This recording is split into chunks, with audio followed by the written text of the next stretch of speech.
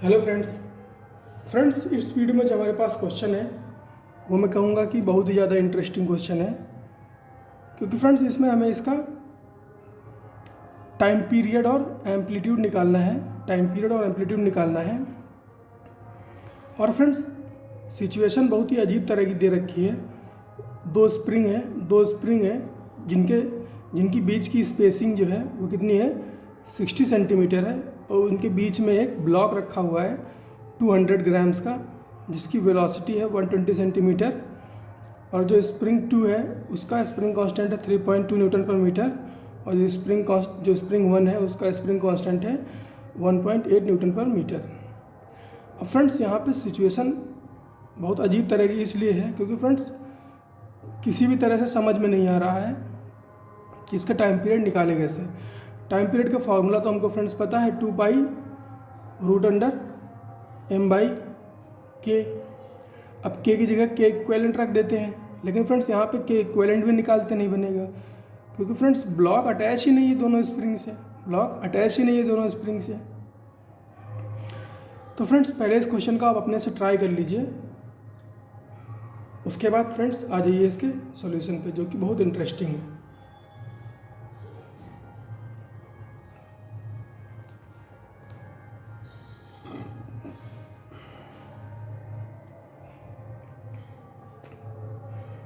तो फ्रेंड्स बात करें अगर इसके सॉल्यूशन की, तो फ्रेंड्स कोई भी स्टैंडर्ड तरीका जो है इसमें वो काम नहीं आएगा। आपको पता होना चाहिए कि एग्जैक्टली पता होना चाहिए कि एसएचएम होता क्या है।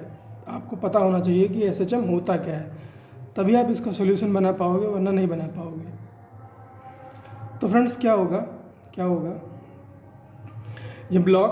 ये ब्लॉक मान लेते हैं कि जो ब्लॉक है ये मीन पोजीशन पर रखा हुआ है, मतलब कि एकदम बीचों बीच है ना। 30 सेंटीमीटर इधर है और 30 सेंटीमीटर इधर है, मीन पोजीशन पर रखा हुआ है। ये ब्लॉक फ्रेंड्स 120 सेंटीमीटर की स्पीड से ये 30 सेंटीमीटर ट्रैवल करेगा, फिर ये स्प्रिंग 2 तक पहुंचेगा, और ये स्प्रिंग 2 को कंप्रेस करेगा अप टू मैक्सिमम लेंथ।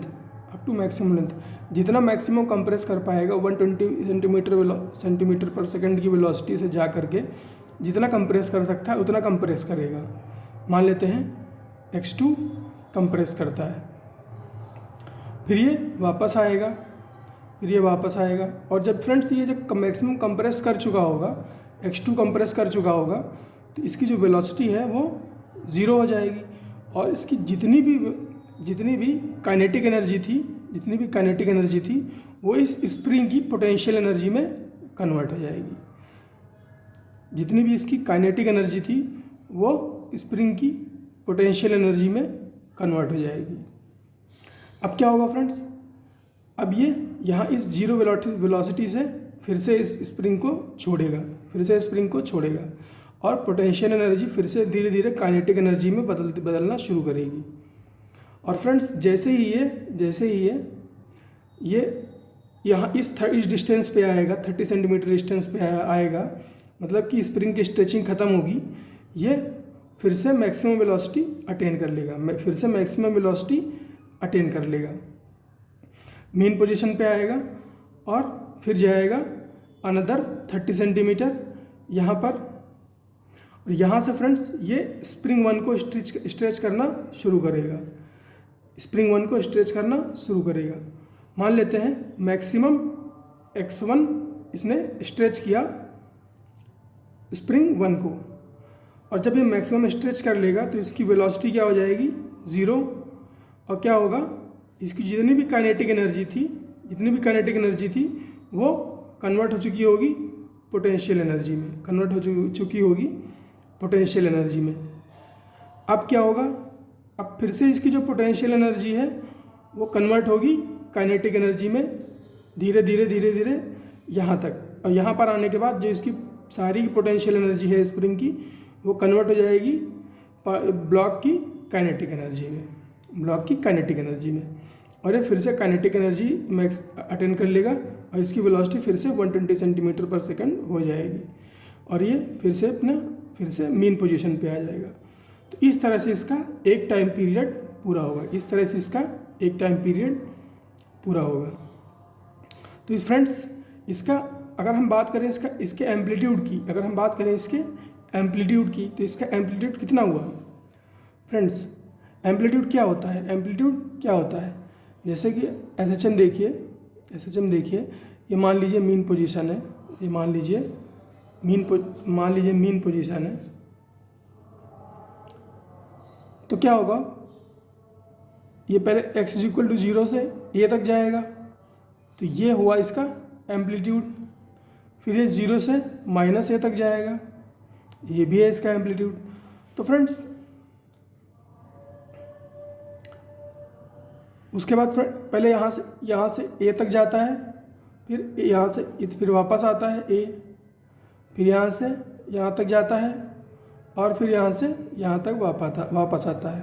तो एक क्वार्टर में ये a डिस्टेंस चलता है, एक क्वार्टर में a डिस्टेंस चलता है।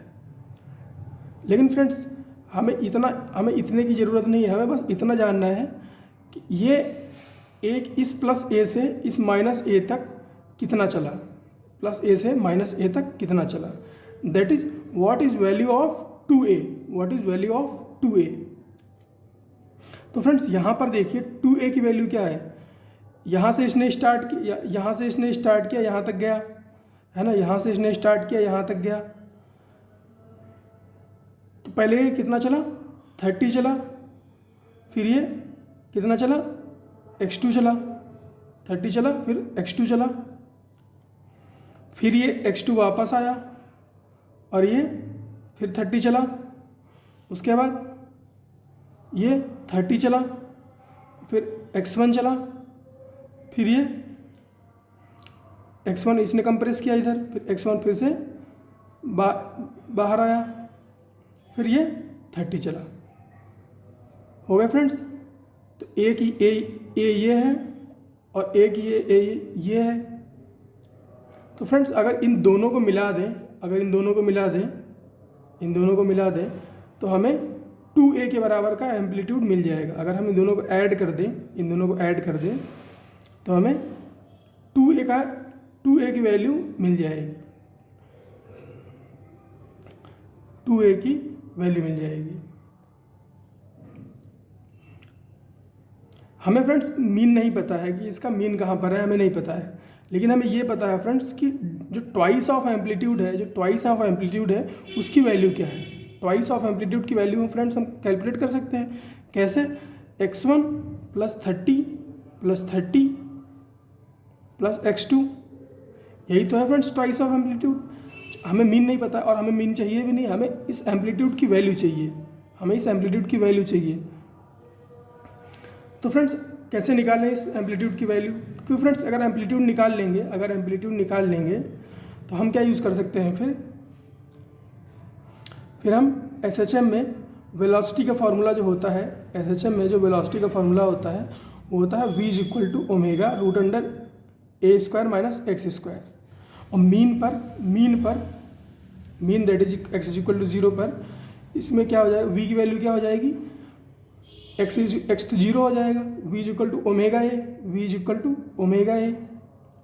v गिवन है, a हम कैलकुलेट कर चुके हैं। तो ओमेगा क्या होता है 2π/t, तो वहाँ से हमें क्या मिल जाएगा, टाइम पीरियड मिल जाएगा और टाइम पीरियड ही हमें कैलकुलेट करना है। तो फ्रेंड्स इसी कॉन्सेप्ट को इसमें हमें यूज़ करना है। तो देखते हैं फ्रेंड्स कैसे करना है इसको। तो velocity at mean position is equal to Vmax कितनी 120 centimetre per second equal to 1.2 metre per second.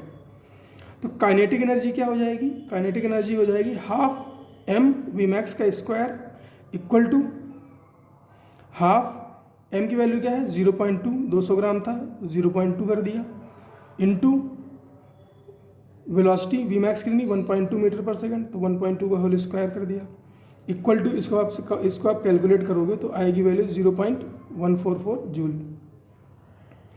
अब फ्रेंड्स क्या होगा, जैसा कि मैंने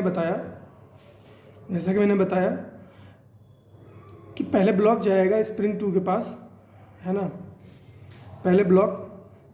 पहले मैंने स्प्रिंग 1 को कर लिया है कैलकुलेट, है ना। कोई फ़र्क नहीं पड़ता पर फ्रेंड्स, चाहे पहले इसको कर लो चाहे पहले उसको कर लो, वो दोनों में ही ऑसिलेट कर रहा है। तो मैंने स्प्रिंग 1 को कैलकुलेट किया है। तो potential energy of spring 1 at maximum compression में क्या होगा, सारी काइनेटिक एनर्जी पोटेंशियल एनर्जी में बदल जाएगी। पोटेंशियल एनर्जी क्या होगी स्प्रिंग 1 के लिए, half potential energy of spring 1 क्या हो जाएगी, half k1x1 square, half kx square होती है तो k1x1 स्क्वायर लिख लिया। तो ये friends according to conservation of energy potential energy of 1 is equal to kinetic energy, है ना। वो चेंज वाली बात हो गई, है ना। काइनेटिक एनर्जी पोटेंशियल एनर्जी में बदल गई। तो हाफ k1 की वैल्यू क्या है 1.8 और x1 square is equal to kinetic energy 0.144। तो यहाँ से x1 की वैल्यू क्या हो जाएगी, रूट अंडर 0.144 और ये 2 उधर गया और ये 1/1.8 नीचे गया, फिर स्क्वायर रूट लग गया। तो x1 की वैल्यू क्या हो गई, इसको सॉल्व करोगे आप तो आएगी वैल्यू 0.4 मीटर। किसके बराबर है x1, 0.4 मीटर किसके बराबर हुआ, 40 सेंटीमीटर के बराबर हुआ। इसी तरह से फ्रेंड्स, x2 की वैल्यू आ जाएगी, जिस तरह से x1 की वैल्यू हुई है तो x2 की वैल्यू कितनी हो जाएगी, root under value of kinetic energy into 2 divide by k2। तो कितनी है काइनेटिक एनर्जी की value 0.144 into 2 divide by spring constant k2 3.2। तो इसकी x2 की वैल्यू कितनी आ गई 0.3 मीटर, इसकी वैल्यू कितनी हो गई 30 सेंटीमीटर।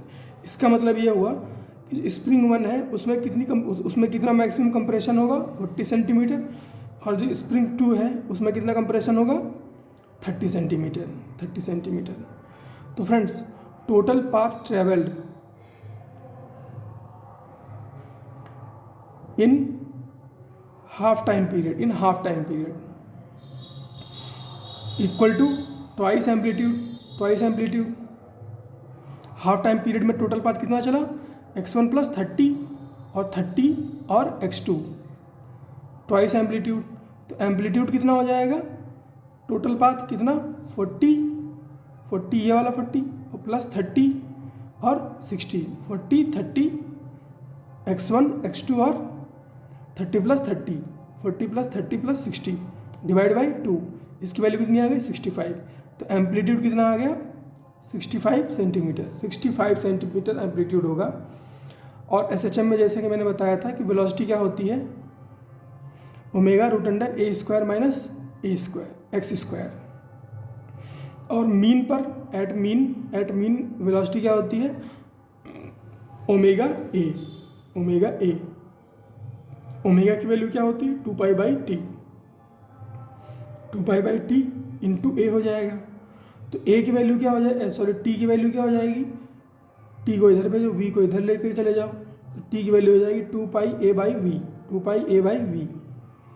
तो 2 पाई रख दिया इंटू a की वैल्यू कितनी आई थी 65 और वेलोसिटी कितनी है 120 सेंटीमीटर। फ्रेंड्स क्योंकि ये सेंटीमीटर में लिया है इसीलिए वेलोसिटी सेंटीमीटर पर सेकंड में रख दी। तो इसको आप कैलकुलेट करोगे तो टाइम पीरियड की वैल्यू आएगी 3.4 सेकेंड। फ्रेंड्स इसको मैंने इस तरह से किया है, इसको और भी कई तरह से किया जा सकता है, लेकिन जो मोस्ट अप्रोप्रिएट तरीका मुझे लगा वो यही लगा। फ्रेंड्स इसको आप अपने से ज़रूर ट्राई करिएगा, बहुत ही इंटरेस्टिंग क्वेश्चन है और समझने की कोशिश करिएगा कि इसमें और क्या पूछा जा सकता है या और क्या क्वेश्चन इस तरह के मॉडल से बनाया जा सकता है। तो फ्रेंड्स मिलते हैं फिर अगले क्वेश्चन में, तब तक पढ़ते रहिए।